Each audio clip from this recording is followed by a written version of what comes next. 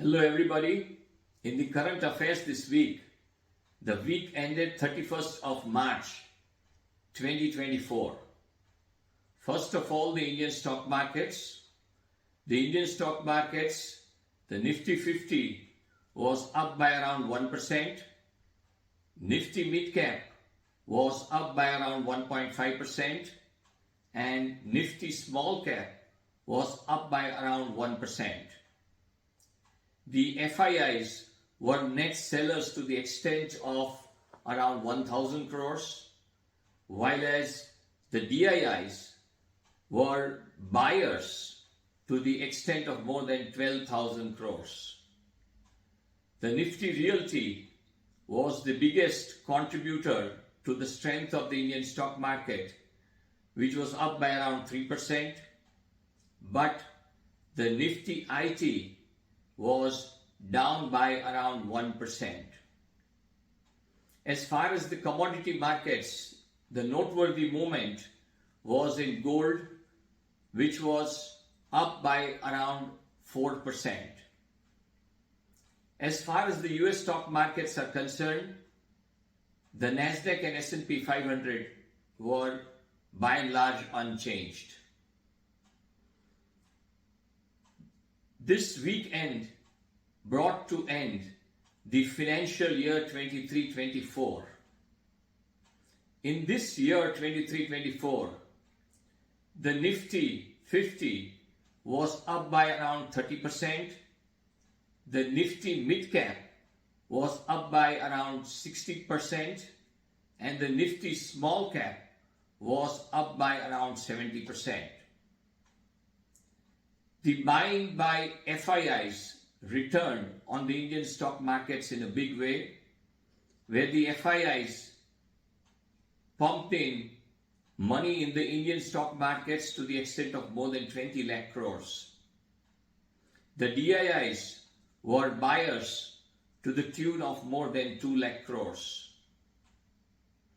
Another interesting and noteworthy development as far as the Indian stock markets are concerned is the slowly starting of T+0 settlement on the Indian stock markets. By that, what we mean is transaction, the day on which the transaction is done, the entire settlement will take place on that very day. In the US today, the settlement is transaction +2, which is T+2. They would slowly gravitate from the month of May this year to T+1. China today has a T+0 settlement.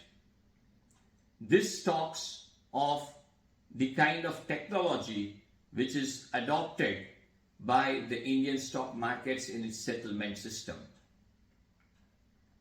Another very important news and something which is especially very important for the non-resident Indians who are investing in India, who have always complained that whatever are the gains on the Indian stock markets, they get quite reduced on the account of depreciation of the Indian rupee.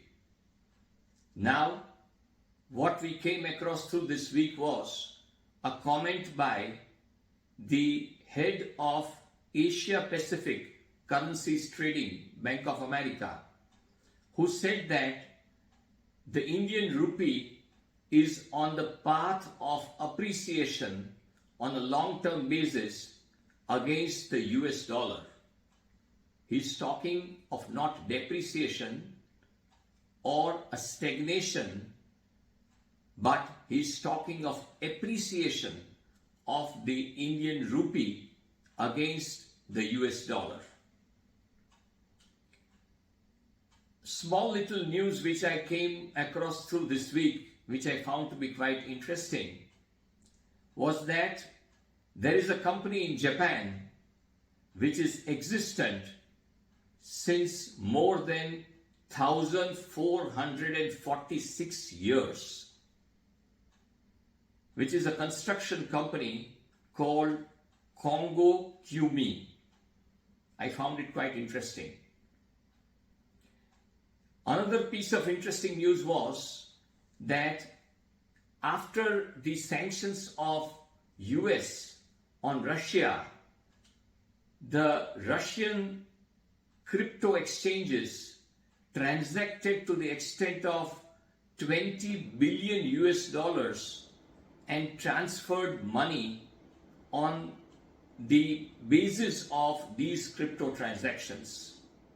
So this talks the complexity of the transactions and the movement of money between countries and economies.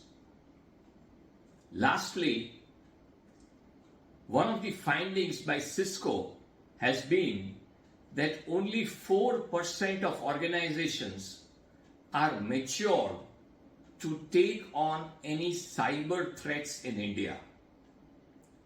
There are other organizations which are at different levels of maturity, but the organizations which are quite fully matured are just 4% in India. Thank you. That's all for this week.